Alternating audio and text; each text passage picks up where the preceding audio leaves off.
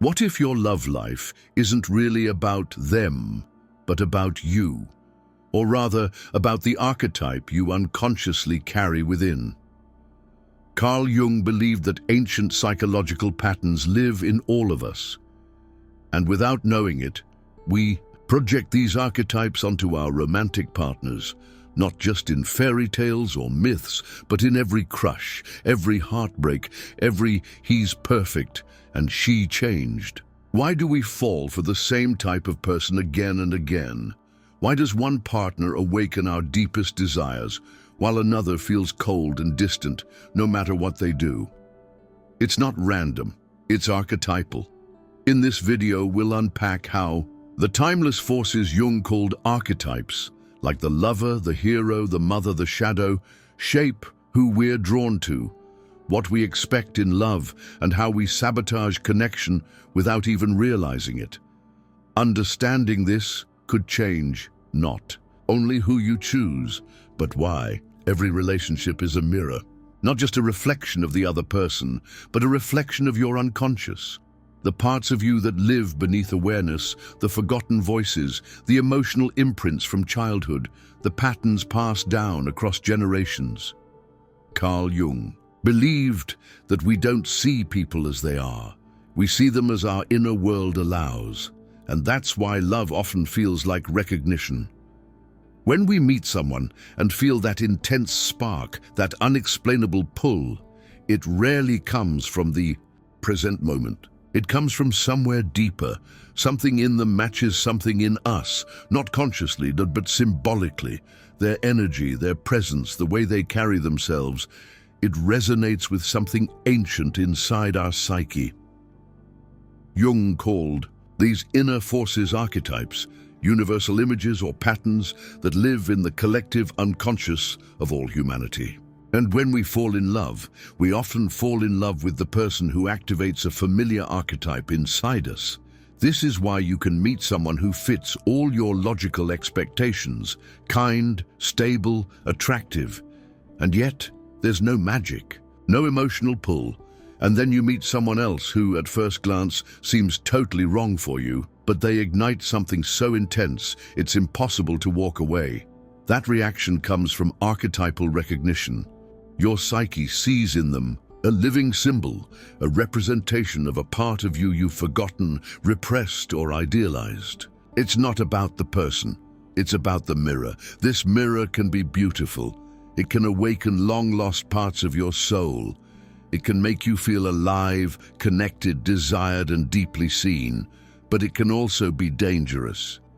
Because when we relate to someone through an unconscious archetype, we're not loving them as they are. We're loving the image they reflect back to us. The danger is we fall in love with a role and not a real human being. Many people end up disappointed in love not because they chose badly, but because they expected the other to fulfill a role that no one ever agreed to play.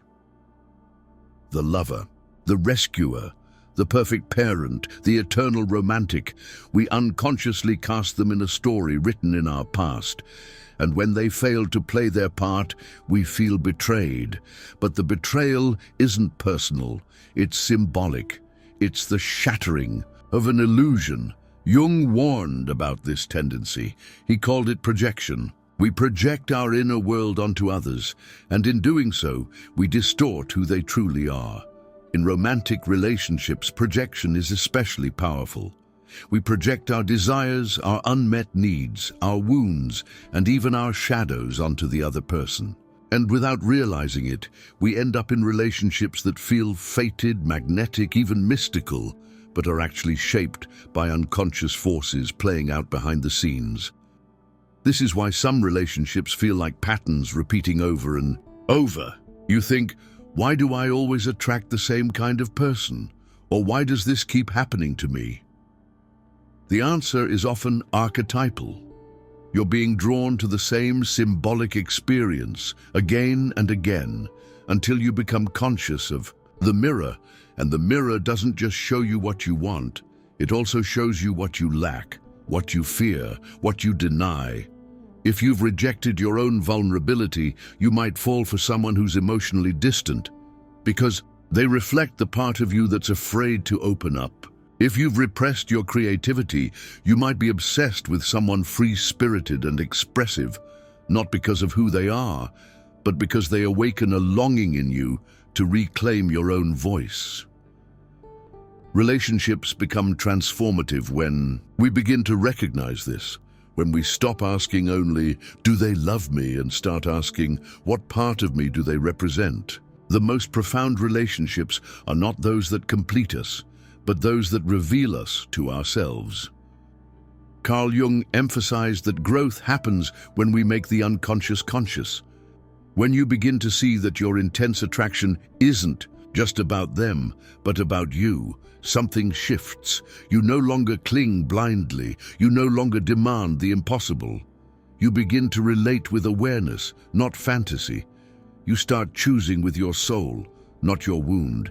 This doesn't mean that love becomes less passionate. On the contrary, it becomes more meaningful, because you're no longer loving through illusion. You're loving from presence. You're not trying to fix, rescue, or be rescued. You're meeting another soul as two mirrors facing each other, not to reflect idealizations, but to reflect truth. Jung's idea of individuation, the process of becoming whole, is deeply connected to this. Relationships are not just about companionship. They are crucibles for inner transformation. They confront us with our projections. They challenge our stories. They reveal our unmet needs and unhealed parts. And if we stay conscious, they can help us integrate what we've ignored in ourselves for years. The person you're drawn to may not be your soulmate in the romantic sense, but they may be your mirror. And through that mirror, you might finally see the parts of yourself you've been searching for in others. To love well, we must learn to see. And to see well, we must learn to name the mirror. Because once the mirror is named, it loses its power to control you. And love becomes not a projection of your archetype, but a sacred choice to meet the other as they are, not as your unconscious needs them to be.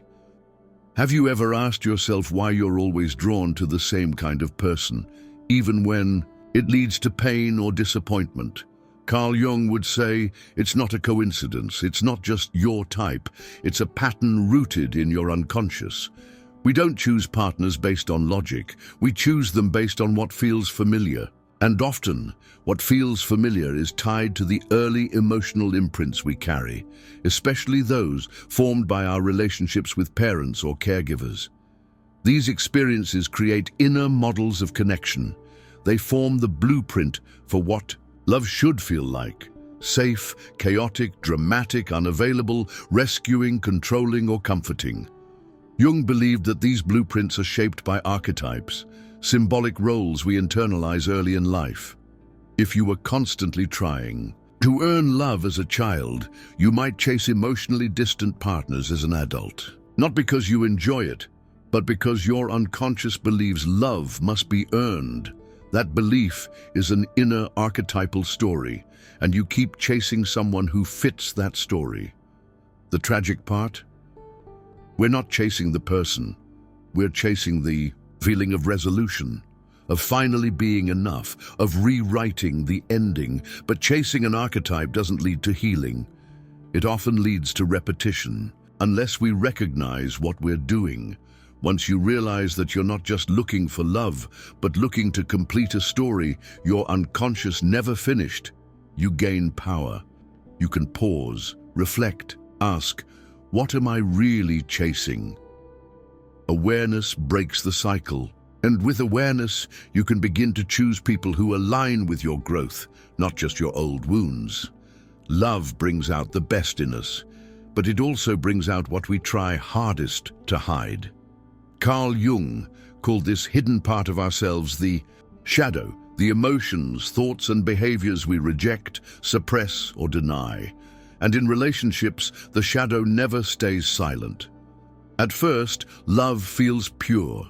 You see only the good. But slowly, tension builds. Little things irritate you. Deep insecurities show up.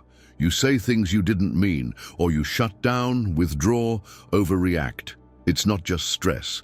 It's your shadow coming to the surface. The shadow often appears when you feel threatened by intimacy, vulnerability, or emotional risk.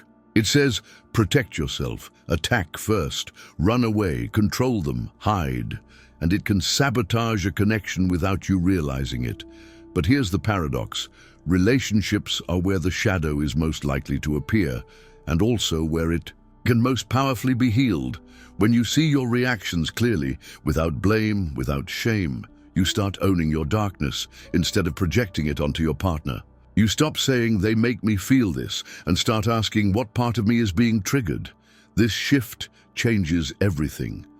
Love becomes not a battle of egos, but a journey of inner integration. Your shadow is no longer the enemy. It becomes your teacher.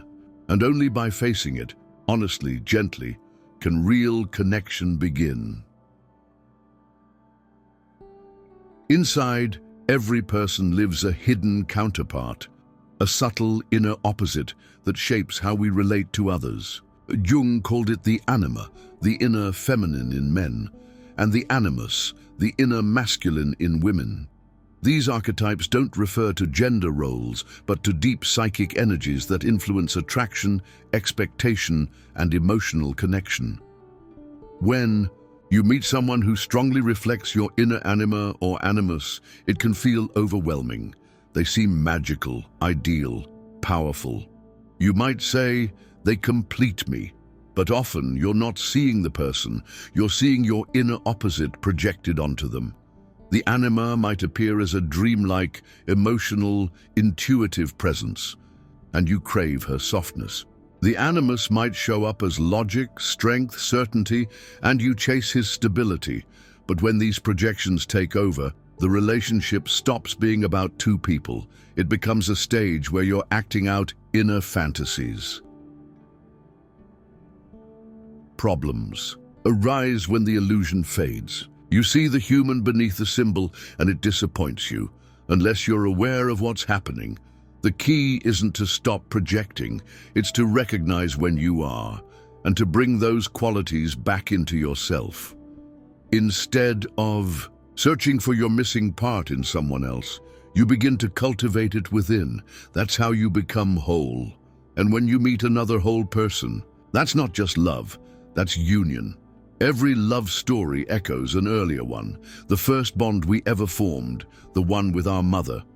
According to Carl Jung, our earliest caregivers, especially the mother figure, shape the emotional blueprint we carry into all future relationships. When that bond is nurturing and secure, love feels safe, but when it's inconsistent, cold, overprotective, or absent, it leaves a mark, a wound. This is what many call the mother wound, and it often shows up in modern relationships in subtle, confusing ways. You may feel desperate for affection, yet fear it when it comes.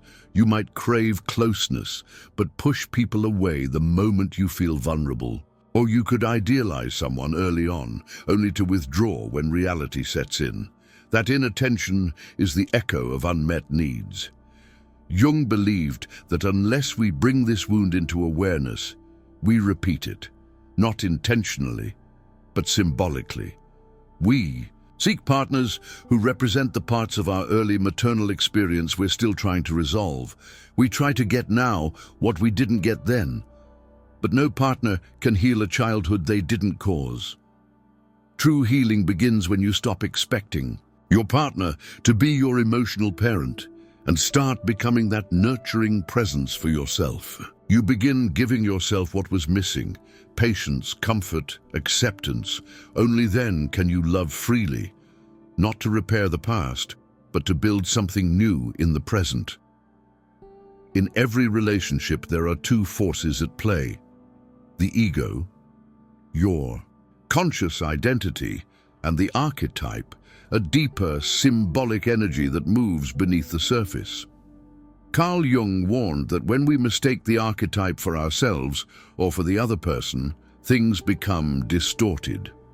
The ego tries to control what the archetype wants to express, and that's when relationships feel confusing, overwhelming, or even destructive.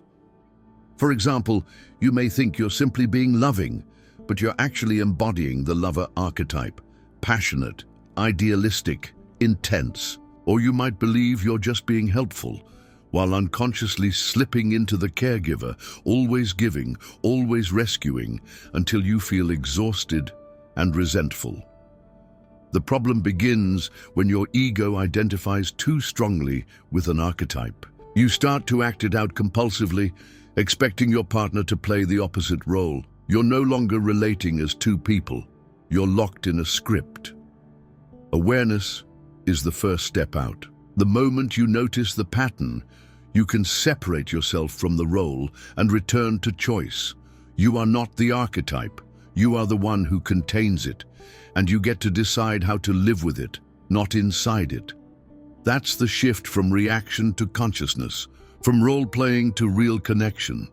If one of these archetypes hit too close to home, it means you're finally ready to see yourself. Comment, "I see it now," and subscribe. This is just the beginning.